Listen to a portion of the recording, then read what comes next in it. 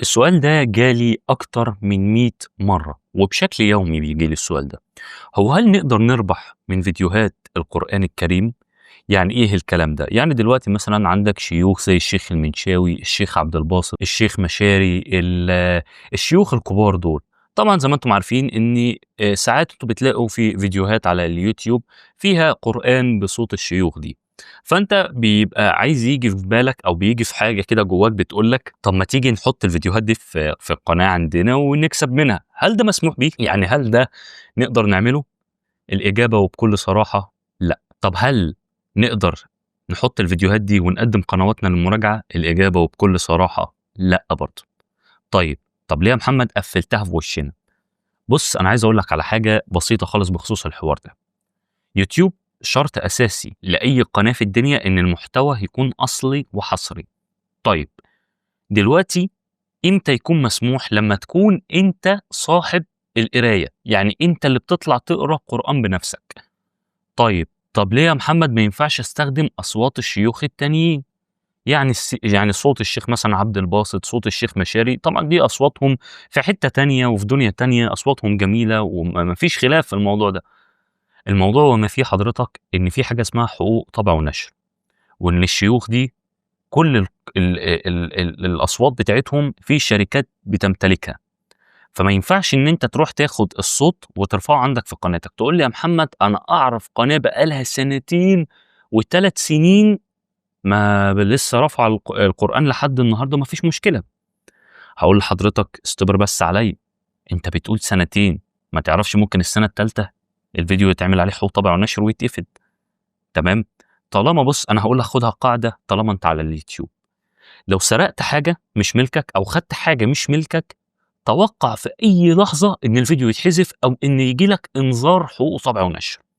ولو جالك إنذار 2، 3، قناتك دي بتبقى مع السلامة كانت ذكريات. تمام؟ يبقى لا ينفع تقدم قناتك للربح، ولا ينفع القناة بتاعتك تحقق منها ربح، ولا ينفع أساسًا قناتك تبقى متواجدة على اليوتيوب وأنت واخد محتوى مش بتاعك. أنا عارف إن أنا باقول الكلام ده وأنا زعلان، يعني عشان بس ما أكونش باضحك عليك. أنا عارف، يعني أنا باقول لك أنت لو هتنشر كلام ربنا بنية الحسنات اعمل كده، بس أنت لو هتنشر وبنية إنك هتحقق ربح، لأ، مش هينفع. مش هينفع. ليه؟ هتيجي تقدم قناتك للمراجعة عشان تبقى أنت فاهمان بس الليلة وتبقى فاهم القصة وما فيها. حضرتك اللي بيراجع القناة إنسان زيي زيك، لا روبوت ولا كمبيوتر. في بعض الأحيان بيبقى روبوت، بس بنسبة 90% بيبقى إنسان موظف شغال في شركة جوجل.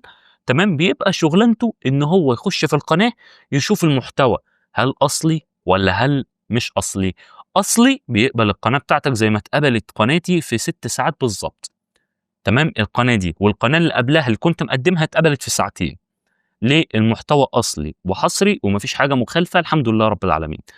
طب لقى عندك بقى فيديوهات أنت واخدها من حتة تانية، لأ، قناتك بتترفض وبتخش بقى في دايرة هنعمل إعادة نظر مرة، وهنعمل إعادة نظر تاني، وهنعمل إعادة نظر تالت، وهنعمل إعادة نظر رابع. هتخش في دايرة مش دارية، والله بُص هتتعب جامد. إنما لو بتحط الفيديوهات دي بغرض إن أنت تاخد حسنات، تمام، ما فيش مشكلة، بس توقّع برضه إن هي ممكن تتحذف في أي وقت، في أي وقت. تقول لي يا محمد أنا أعرف فلان الفلاني مثلًا بياخد صوت الشيخ أو صوت الداعية حازم شومان، أو صوت مثلًا في بعض الخطب للشيخ مشاري مثلًا بيتكلم فيها مثلًا عن سيدنا موسى، فبياخدوا الخطبة دي يحطها عنده على اليوتيوب. يا محمد الفيديو بقى له 4 سنين وما حصلوش حاجة. يا باشا، هو أنت ليه مش يعني بُصّوا يا جماعة، دايمًا لمّا باجي أقول للناس كده بيبقى دايمًا بينسى الجملة بتاعة أنت مش في الأمان. يعني أنا الفيديو اللي باصوّره ده والله لو قعد 100 سنة الفيديو ده هيفضل ولا هيحصل له أي حاجة. عارف ليه؟ لأن بعد توفيق ربنا الفيديو ده متصور بصورة أصلية 100%. أنا صاحب الفيديو، وأنا اللي طلعت اتكلمت، وأنا اللي طلعت عملت كل حاجة. لا سرقت صوت من حد ولا عملت حاجة من حد، حتى أنا طالع بوشي. تمام؟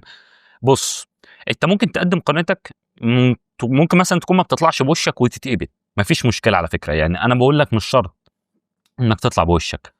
بس أهم حاجة المحتوى يكون بتاعك، يعني أهم حاجة المحتوى يكون بتاعك. ما أنت ما تقنعنيش مثلًا إن صوت الشيخ مشاري ده يخصك، ما تقنعنيش بحاجة زي كده، إلا إذا كنت أنت شركة وشاري حقوق الصوت ومعاك license بالكلام ده.